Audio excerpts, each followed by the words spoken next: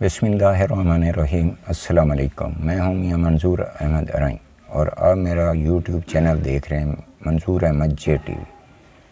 آج آپ کے سامنے ایک اور موضوع لے کے آیا ہوں جو انتہائی ضروری ہے۔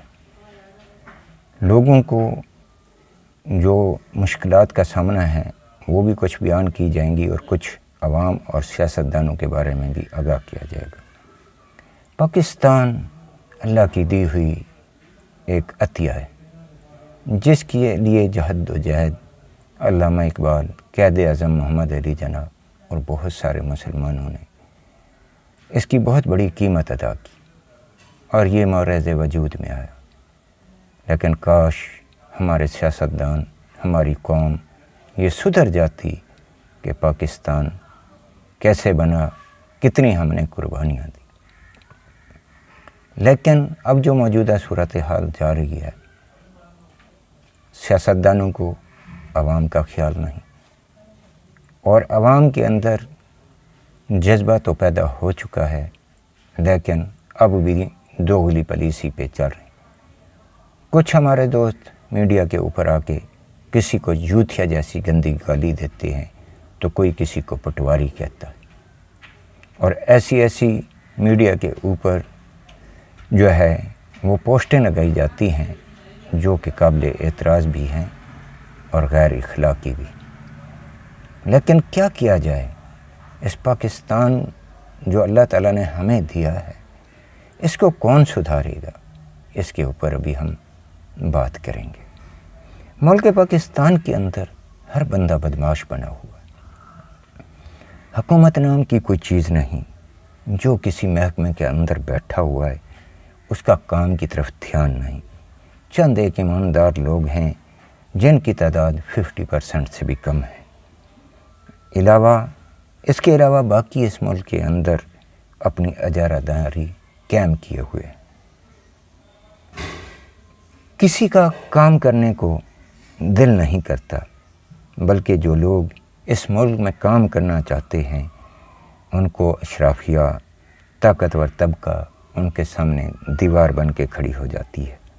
جبکہ اکثریت ملک کے اندر اس وقت کوئی چینی چور ہے تو کوئی آٹا چور، کوئی پیٹرول چور ہے تو کوئی ڈیزل چور، کوئی ملکی خزانے کو لوٹ رہا ہے تو کوئی اس کے ساتھ کیا کھلواڑ کر رہا ہے، کوئی ایفیڈرین کیس میں سزا یافتہ ہے، کوئی منشیات کا کاروبار کرتا ہے، کوئی بھتہ خوری کرتا ہے تو کوئی قبضہ گرو کا مالک ہے، کوئی بینک ڈیفالٹر ہے تو کوئی کرپشن میں ملوث ہے، کوئی رشوت خوری کرتا ہے، پتہ نہیں کیا دھندے انہوں نے بنا رکھے، لیکن ان کو کوئی پوچھنے والا نہیں ہے۔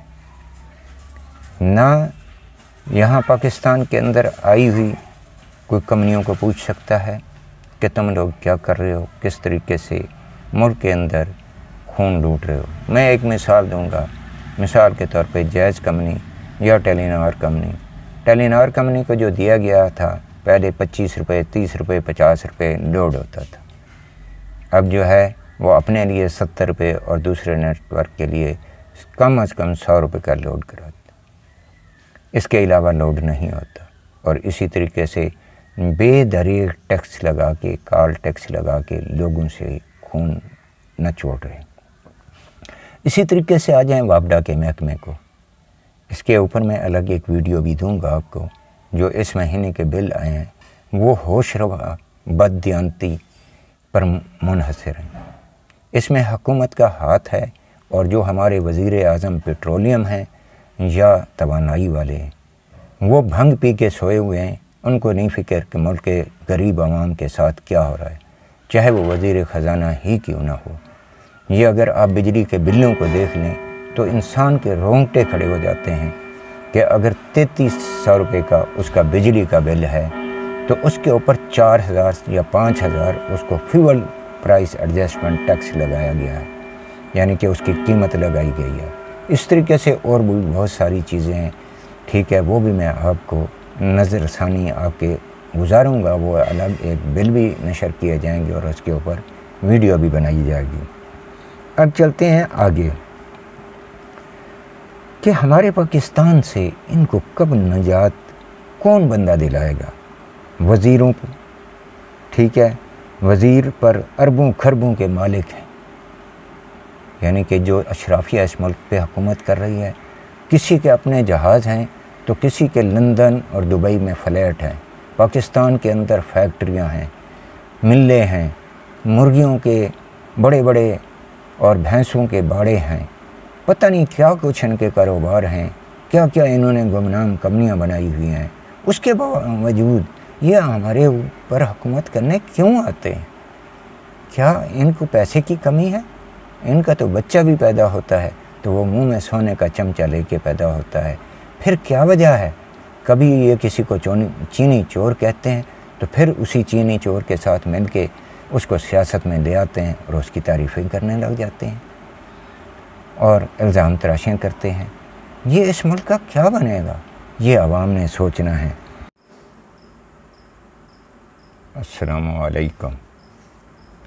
ابھی بقیہ ویڈیو کو آگے لے کے چلتے ہیں تو بات ہو رہی تھی کہ ملک کے اندر جو ہے وہ نہ تو قانون کی حکمرانی ہے اور نہ ہی کوئی اس پہ عمل کرنا چاہتا ہے۔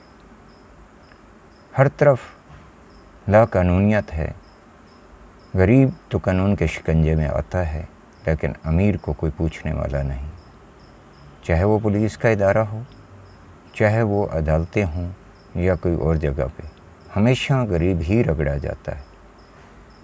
اب ہم دیکھتے ہیں کہ الیکشن کمیشن بھی اس وقت یک طرفہ فیصلے کر رہا ہے۔ کیا 13 جماعتوں کا آڈٹ کیا انہوں نے؟ کسی ایماندار شخص سے آڈٹ کے لیے لگایا کہ ان کے تمام لیڈروں کے بینک اکاؤنٹ چیک کیے جائیں کہ ان کو کہاں سے پیسہ آتا رہا ہے اور کہاں خرچ ہوتا رہا ہے، کون کون سے ممالک ان کو ڈونیشن دیتے رہے ہیں، چاہے وہ بچوں درس کے گاہ کے بچے ہوں یا باقی سیاسی جماعتیں، ان کا آڈٹ ہونا چاہیے اور ان کو کیفر کردار تک پہنچانا چاہیے تاکہ ان کو بھی پتہ چلے کہ ان میں جو ہے وہ ایماندار کون ہے اور بے ایمان کون ہے۔ میں ایک چھوٹی سی مثال دوں گا کہ اس ملک کے اندر چندہ جمع کیا گیا تھا، ملک سنوارو قرض اتارو، وہ پیسہ کہاں ہو گیا؟ بی بی مریم صاحبہ جب امریکہ نواز شریف کے ساتھ گئی تو اوباما جو صدر امریکہ تھے، اس کی بیٹی نے تعلیم کے لیے بہت سے ڈالر اس کو دیے، تو چیک کیا جائے وہ کہاں پہ خرچ ہوئے، کیا وہ قومی خزانے میں جمع ہوئے کہ نہیں ہوئے؟ تو جب آپ ایسی چیزوں کا آڈٹ کریں گے تو آپ کی آنکھیں کھل جائیں گی کہ کون سی ایسی پارٹی ہے جس نے اپنا حساب سیدھا رکھا اور کون سی ایسی پارٹی ہے جس نے باہر سے ملنے والے ڈونیشن کو اپنے باپ کا مال سمجھ کے اپنی جیب میں ڈالا بلکہ اپنی جائیدادیں بنائیں۔ تو یہ ذرا الیکشن کمیشن کا کام ہے، بغیر کسی پارٹی کے وہ یک طرفہ فیصلے کرنے کے، وہ ایمانداری سے اپنی ڈیوٹی سر انجام دے، کسی کو مت سوچے کہ یہ تحریک انصاف ہے یا کون سی پارٹی سے اس کا تعلق ہے۔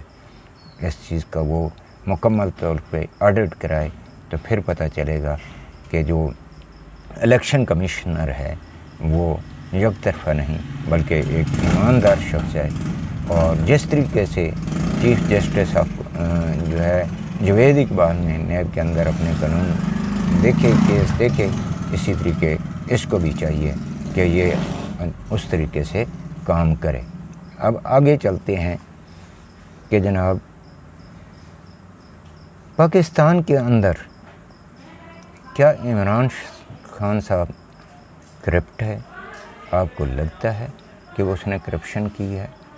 اس نے تو ملک کا مال باہر نہیں بھیجا بلکہ باہر کے لوگوں کے دیے ہوئے چندے کے اگر کوئی انٹری رہ گئی ہے یا اس کو پتہ نہیں چلا تو وہ ٹھیک ہے، آپ جو فیصلہ کرنا چاہتے ہیں تو وہ کریں، لیکن جنہوں نے پاکستان کے اندر 1100 ارب لوٹ کے باہر بھیجا، اپنی جائیدادیں بنائیں، جن کو یہ بھی نہیں پتہ کہ وہ پیسہ آیا کہاں سے، اس کا حساب دینے کو وہ تیار نہیں ہے، اس کا بھی آپ کو دیکھنا چاہیے۔ کو پتہ ہے اور نہ باپ کو پتہ ہے کہ انہوں نے کیا کیا ہے اور کیا نہیں کیا۔ اگر وہ مجرم نہیں تو اس وقت عوام کے ملزم ضرور ہیں۔ جس اور وہ پارٹی ہے یہ مسلم لیگ نواز، جو جنرل ضیاء الحق صاحب کی گود میں بیٹھی ہوئی نکلی ہے، اس کی لے پالک بیٹوں میں شمار ہوتے ہیں۔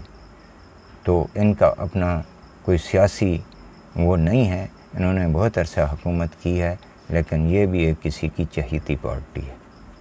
اور اگر آگے جائیں تو مولانا فضل الرحمان بھی مفتی محمود کی جو ہے وہ وراثت لے کے آگے چل رہا ہے۔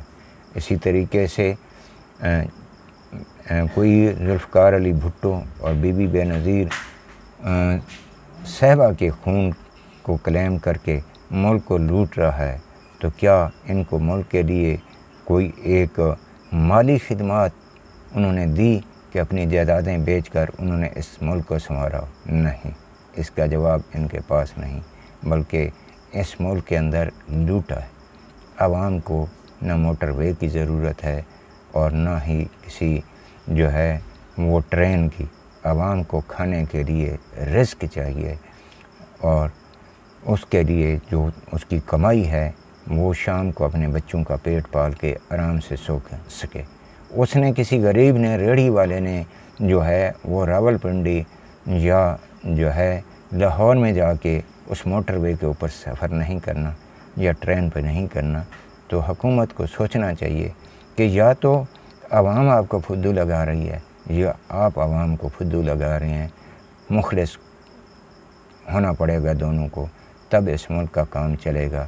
یہاں پہ میں اپنی ویڈیو ختم کرتا ہوں، اور ہاں ساتھ ساتھ آج کی ویڈیو میں یہ بھی بتاتا چلوں کہ ہمارے ایک لیفٹیننٹ جنرل صاحب اور ایک میجر جنرل صاحب، اور اسی طریقے سے ساتھ ایک بریگیڈیئر صاحب، 2 میجر صاحب، اور ایک جو ہے نیک ہمارا شہید ہوا، جس کا ہمیں دلی دکھ ہے، اور ہم سب ان کے غم میں برابر کے شریک ہیں۔ اور اس کے اوپر بھی میں ایک ویڈیو بناؤں گا۔ جو لوگ کہتے ہیں کہ فوج کیا کرتی ہے، ان کو میں فوج کے مثالی کرداروں اور ان پاکستان کے ہیروز کے بارے میں بھی بتاؤں گا، جو آپ دیکھیں گے کہ آپ کو بہت سے ہیروز کے کارنامے آپ کو بتائے جائیں گے، اور آپ کی تنخواہ ان کی جوتی کے نوک کے برابر بھی نہیں ہے جو آپ ان کو دے رہے ہیں۔ یہاں پہ میں اپنی ویڈیو ختم کرتا ہوں۔ پاکستان زندہ باد، پاک فوج پائندہ باد۔ اللہ حافظ۔